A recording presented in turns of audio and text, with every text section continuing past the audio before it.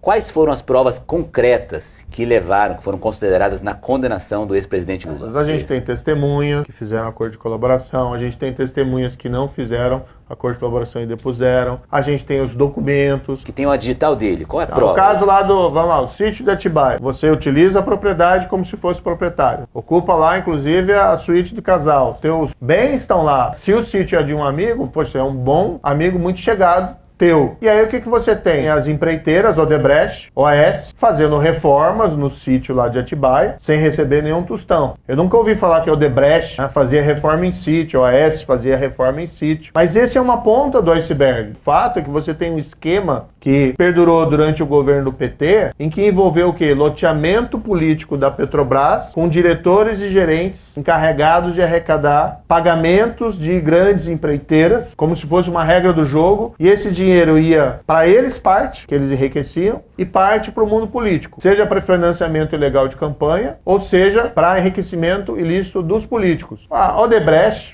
fez aquele acordo e revelou, o João Santana falou isso também, o Antônio Palocci falou isso, palavras deles. E tem documentos que foram apreendidos antes da colaboração, que o PT tinha uma caixa, uma espécie de uma conta corrente com a Odebrecht de 200 milhões de reais. Estava lá no programa especial italiano, que é um documento que foi apreendido antes. E aí você tem que fazer as interpretações e depois eles confirmaram esse conteúdo. E segundo eles mesmos, eram provenientes de trocas. E existiam provas concretas dessas testemunhas que fizeram delação premiada, né? Assim, eu pergunto, e-mails, conversa de WhatsApp, coisas que eles pudessem comprovar que de fato essas... Não, veja, ninguém é condenado com base na palavra de um colaborador. Isso. Sempre tem que ter prova de corroboração. Na época foi tudo divulgado, a gente publicou inclusive esse programa especial italiano, estava lá, italiano era o Palocci, e o próprio Marcelo Abrão, italiano era o Palocci. E tinha o documento que tinha sido apreendido antes, não foram documentos que eles entregaram com a colaboração, eles tinham sido encontrados antes. Mas você tem um fato objetivo,